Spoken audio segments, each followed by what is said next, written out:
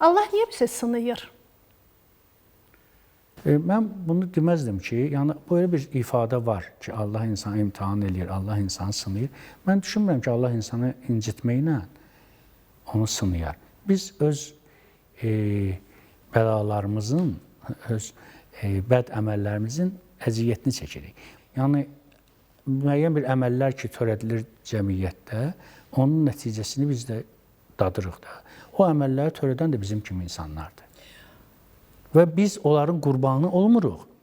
Eyni zamanda insanlığın, öz insanlığımızın, bugünə qədər bizə miras buraxılmış insanlığın qurbanı oluruq.